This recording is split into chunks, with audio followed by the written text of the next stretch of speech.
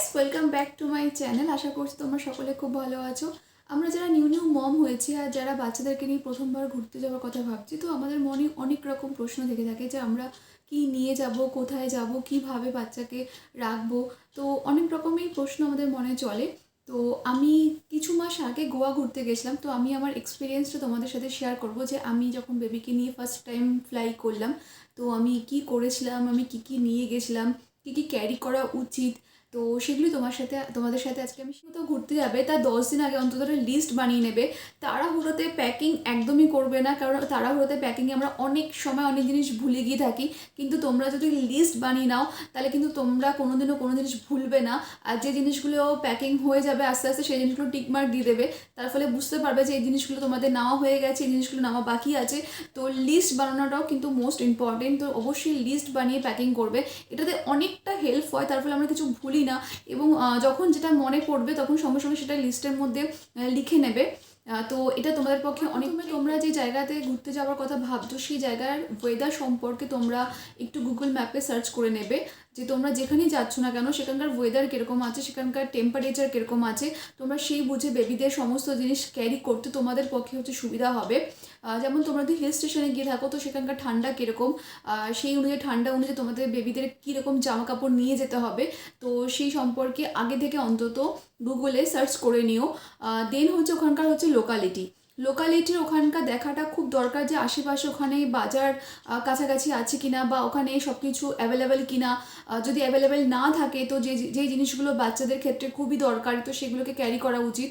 তো অবশ্যই ওয়েদার আর লোকালিটি সম্পর্কে তোমরা গুগলে অবশ্যই সার্চ করে নেবে। এটা আমি করেছিলাম, আমি যখন গোয়াতে ঘুরতে গেছিলাম। তো আমি সেইখানে যাওয়ার আগে তো আমি আগে থেকে গোয়ার ওয়েদার সম্পর্কে আমি অন্তত প্রত্যেক দিনই 10 দিন আগে থেকে আমি দেখে নিতাম ওখানকার ওয়েদার কীরকম হচ্ছে। তো তোমাদেরকে আমি সাজেস্ট করবো এই জিনিসটা অন্তত করো, এটা কিন্তু ভেরি ভেরি ভেরি ইম্পর্টেন্ট। কারণ দেখা যায় যে অনেক সময় যে আমরা কোনো ওয়েদার সম্পর্কে না জানি, হয়তো ভাবছি ওখানে খুব ঠান্ডা, বা দেখা গেলো যে ওখানে গিয়ে হয়তো খুব ঠান্ডা নেই। তো বা ভাবছি হয়তো ওখানে খুব গরম, বা দেখা গেলো যে ওখানে গিয়ে হঠাৎ করে বৃষ্টি শুরু হয়ে গেল। তো ওয়েদারটা একটু হলেও চেক করে যাবে অবশ্যই। তোমাদের লাগেজ তো তোমরা ক্যারি করছো, তাছাড়াও বাচ্চাদের জন্য ছোট একটা ব্যাগ কিন্তু ক্যারি করবে। তোমরা চাইলে ইজিলি অনলাইন থেকে ডাইপার ব্যাগও তোমরা কিনতে পারো, বা ডাইপার ব্যাগ তোমাদের যদি বাড়িতে না থাকে তো তোমরা এমনি ঘরের মধ্যে যে কোনো একটা ছোটো ব্যাগ তোমরা ক্যারি করবে, যেটা থেকে ধরো তোমাদের বেবিদের সমস্ত এসেনশিয়ালি তোমাদের জিনিসপত্র লাগবে। অনেক সময় দেখা যায় যে আমরা বড় লাগেজের মধ্যে সব কিছু রেখে দিই, যার ফলে অনেক সময় দেখা যায় যে হয়তো কোনো একটা এমার্জেন্সি সিচুয়েশনের মধ্যে কোনো জিনিস হয়তো দরকার, কিন্তু সেই সময় হয়তো আমরা সেই ব্যাগ থেকে হয়তো সেই জিনিসটা বার করতে পারছি না। তো অতি অবশ্যই কিন্তু একটা ছোট ব্যাগ ক্যারি করবে, যে ব্যাগের মধ্যে বাচ্চার এসেনশিয়ালি জিনিসগুলো তোমরা রাখতে পারবে। যেমন হয়তো মেডিসিন, হয়তো হঠাৎ করে বাচ্চার শরীর খারাপ লাগলো, তো তোমরা মেডিসিনটা চট করে ওখান থেকে বার করে নিতে পারবে। বেবির খাওয়ার, বেবির জামা কাপড়, যে জিনিসগুলো তোমরা রাখবে সেই জিনিসগুলো আমি তোমাদেরকে এই ভিডিওর মধ্যে শেয়ার। মেডিসিন, বাচ্চাদের মেডিসিন কিন্তু কখনোই স্কিপ করবে না, সে তোমরা যেখানেই ঘুরতে যাও না কেন বাচ্চাদের মেডিসিন কিন্তু খুবই ইম্পর্টেন্ট। অনেক সময় দেখা যায় যে আমরা একটা ওয়েদার থেকে আরেকটা ওয়েদার বাচ্চাকে নিয়ে যাচ্ছি, তার ফলে হঠাৎ করে দেখা যায় বাচ্চার হয়তো ঠান্ডা লেগে গেল, বা বাচ্চা হঠাৎ করে শরীরটা খারাপ করলো। তো এই মতো অবস্থায় কী করবে? তো তার জন্য বাচ্চাদের মেডিসিন কিন্তু কখনোই স্কিপ করবে না। কারণ আমরা বাইরে গিয়ে অনেক সময় আমাদের নিজেদের ডাক্তারদের সাথে কন্ট্যাক্ট করতে হয়তো পারছি না, বা হয়তো সামনে কোনো লোকাল কোনো ডাক্তার নেই। তো এই মতো অবস্থা তখন আমরা কী করব? তো বাচ্চাদের মেডিসিন কিন্তু কখনোই ভুলবে না, বাচ্চাদের মেডিসিন সব সময় নিয়ে যাবে। স্পেশালি আমরা একটা ওয়েদার থেকে আমরা বাচ্চাদেরকে অন্য একটা ওয়েদারে নিয়ে যাচ্ছি, তো অনেক সময় দেখা যায় বাচ্চাদের ঠান্ডা লেগে যায়। তো অবশ্যই বাচ্চাদের যে প্যারাসিটামল ডাক্তাররা সাজেস্ট করে, তো সেই প্যারাসিটামল, সর্দি যদি বুকের মধ্যে বসে গিয়ে থাকে একটা কাফ সিরাপ। অনেক সময় দেখা যায় পেটের সমস্যা, খাওয়া দাওয়া হয়তো এদিক ওদিক, যদি বিএম বেবি হয় বা যদি 6 মান্থ কমপ্লিট করে থাকে, তাহলে অনেক সময় দেখা যাচ্ছে যে খাওয়া দাওয়া অনেক সময় 19-20 হলে পেটে ব্যথা শুরু হয়েছে, তো পেটে ব্যথা ওষুধটাও নেবে।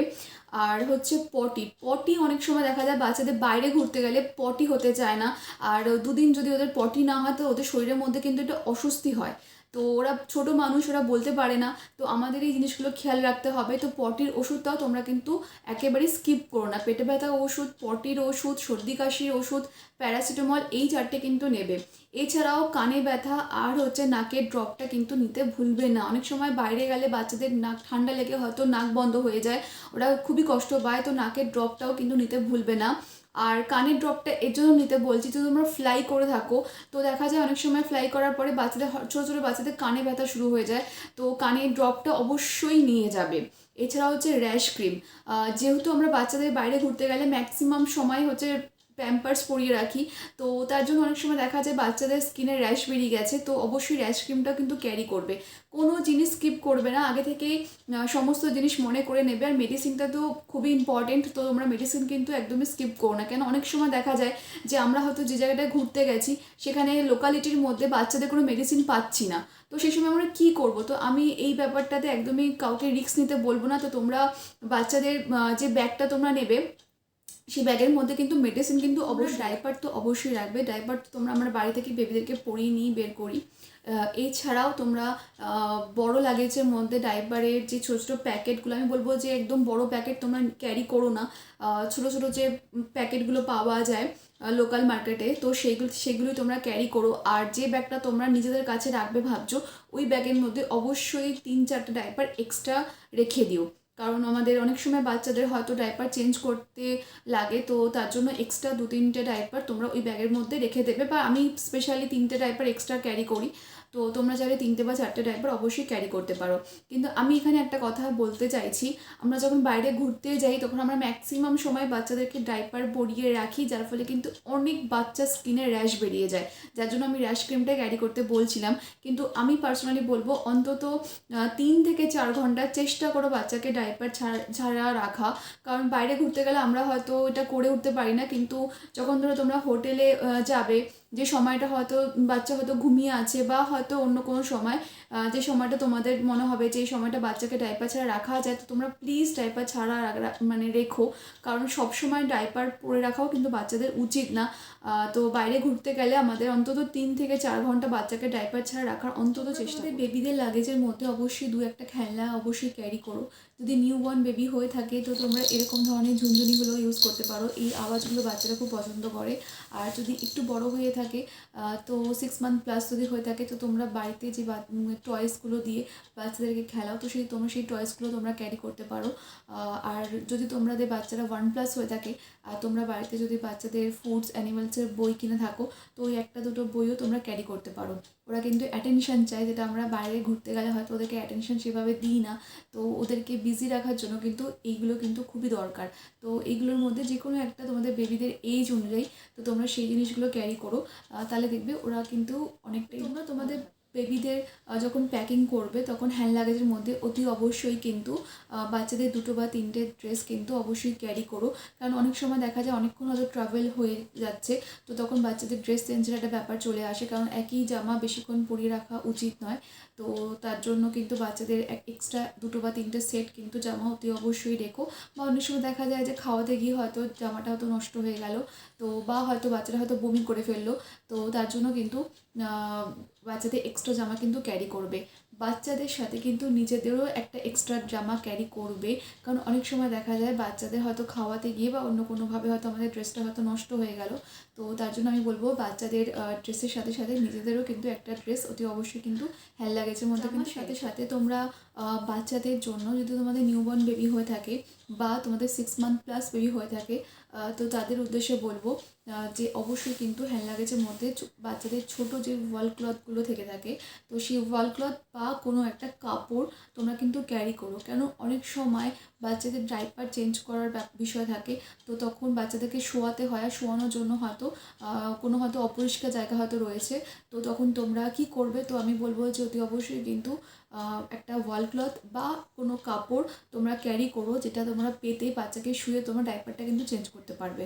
তো এটাও কিন্তু অতি অবশ্যই তোমরা ব্যাগের মধ্যে কিন্তু যারা বিএম বেবি তাদের মাদের উদ্দেশ্যে বলছি যে অবশ্যই কিন্তু ব্যাগের মধ্যে নিজের কোনো স্কার্ফ বা অন্য কিছু একটা ওড়না ক্যারি করো, কারণ হতে পারে হয়তো এমন জায়গার মধ্যে বাচ্চার হয়তো খিদে পেয়ে গেল, তো তোমাদের হয়তো বাচ্চাদের সে সময় হয়তো ব্রেস্ট ফিডিং করাতে হবে, তো সেই সব জায়গার কথা ভেবে কিন্তু অতি অবশ্যই ওই হ্যান্ড লাগেজের মধ্যে নিজের জন্য একটা স্কার্ফ বা ওড়না কিন্তু অবশ্যই তোমরা ক্যারি। এছাড়াও তোমরা ব্যাগের মধ্যে কিন্তু অবশ্যই 2টো ফিটিং বোতল তোমরা ক্যারি করো। একটা ফিটিং বোতল যদি কোনোভাবে নষ্ট হয়ে যায়, তো তার জন্য 2টো ফিটিং বোতল অবশ্যই কিন্তু ক্যারি করা উচিত। তোমরা অতি অবশ্যই ব্যাগের মধ্যে 2টো ফিটিং বোতল কিন্তু ইম্পর্টেন্ট, সেটা হচ্ছে খাওয়ার। বাচ্চারা খাবে কি, বাড়িতে কি খাবে আর বাইরে গেলে ঘুরতে গেলে ওদেরকে কী খাওয়াবো, এটা ম্যাক্সিমাম মাদের একটা চিন্তার বিষয়।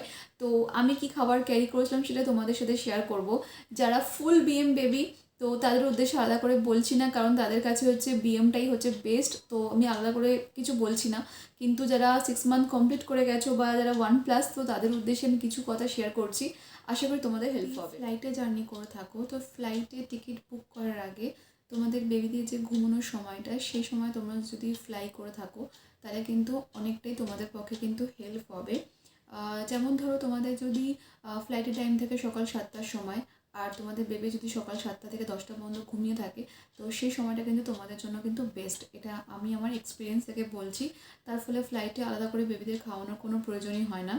তো এটা আমি আমার এক্সপিরিয়েন্স থেকে তোমাদের সাথে শেয়ার করি। ক্যারি করার ক্ষেত্রে আমি এখানে একটা কথা বলতে চাই, কিছু খাবার তোমরা হ্যান্ড লাগেজের মধ্যে ক্যারি করো, আর কিছু খাবার তোমরা যে বড় যে সুটকেস তোমরা ক্যারি করছো তো সেটার মধ্যে তোমরা কিছু খাবার ক্যারি করো। সব খাবার হ্যান্ড লাগেজের মধ্যে ক্যারি করার কোনো প্রয়োজন নেই, কারণ কিছু খাবার এমন থাকে যেগুলোকে হয়তো তোমরা ঘুরতে গিয়ে তোমাদের ওখানে দরকার পড়তে পারে, তো সেই খাবারগুলো তোমরা বড় যে সুটকেস থাকবে সেটার মধ্যে ক্যারি করতে পারো।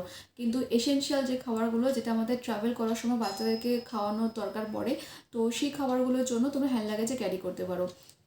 কোন খাবারগুলো তোমরা হ্যান্ড লাগেজে নেবে আর কোন খাবারগুলো তোমরা সুটকেসে নেবে সেটা আমি তোমাদেরকে ডিভাইড করে দিচ্ছি।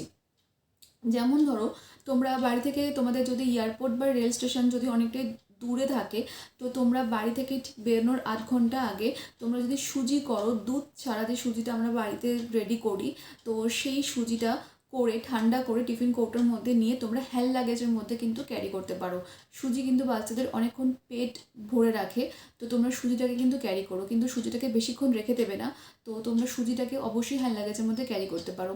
এছাড়াও ধরো তোমরা কিছু ফুডস ক্যারি করতে পারো, যেগুলো ধরো চট করে স্ম্যাশ করা যায়, তো এরকম ধরনের ফুডস তোমরা ক্যারি করতে পারো। কিন্তু বাচ্চাদের পেট ঠান্ডা করে, তো তোমরা কিন্তু এটা টিফিন কৌটোর মধ্যে বা যে কোনো ছোটো কৌটোর মধ্যে তোমরা চিড়েটাকে কিন্তু মুড়ি ক্যারি করতে পারো।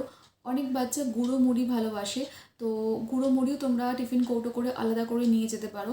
কিন্তু যদি অনেক বাচ্চা আবার এমনি মুড়ি খেতেও ভালোবাসে, যেমন আমার ছেলে এমনি মুড়ি খেয়ে নেয়, তো তোমরা একটা প্যাকেটের মধ্যে বা তোমরা টিফিন কৌটোর মধ্যে, আমি তোমাদের সাজেস্ট করবো যে একটা প্যাকেটের মধ্যে মুড়িটা ক্যারি করো, কারণ অনেক সময় আমরা ঘুরতে গিয়েও ওখানে গিয়েও আমরা মুড়িটাকে বাচ্চাকে খাওয়াতে পারবো।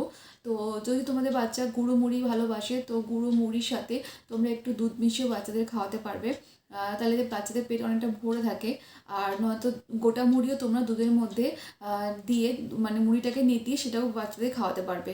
তো তোমরা অতি অবশ্যই মুড়িটাকে কিন্তু সেরেলাক ক্যারি করতে পারো। আর তোমাদের বেবিদের মান্থ অনুযায়ী তোমরা যে দুধটা বাচ্চাদের খাইয়ে থাকো, তো তোমরা সেই দুধটা সেরেলাকের মধ্যে মিশিয়ে খাওয়াতে পারো। যেমন ল্যাকটোজেন 1, 2, 3, তোমরা তোমাদের বেবিদের যে মান্থ চলছে সেই মান্থে তোমরা যে দুধটা দাও, তো সেই দুধটাও তোমরা ক্যারি করতে পারো। সেরেলাকের মধ্যে দুধ মিশিয়ে দিলে বাচ্চাদের কিন্তু পেট অনেকক্ষণ ভরে থাকে।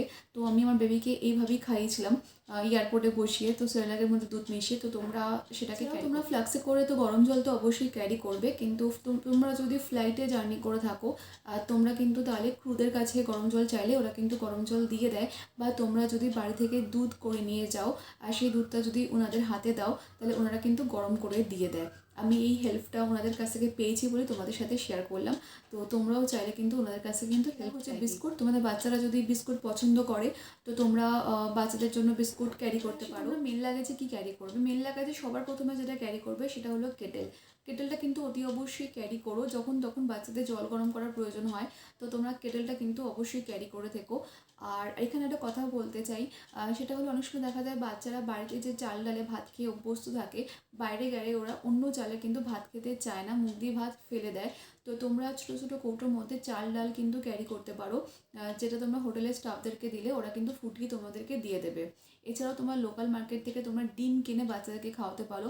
লোকাল মার্কেট যদি অ্যাভেলেবেল সামনে থাকে, আর যদি সেখান থেকে ডিম বা কলা বা কিছু ফ্রুটস কিনেও বাচ্চাদের কিন্তু খাওয়াতে পারবে। মেন লাগেছে তোমরা খাবার ছাড়াও বাচ্চাদের সাবান, শ্যাম্পু আর পাউডারটা কিন্তু ক্যারি করো।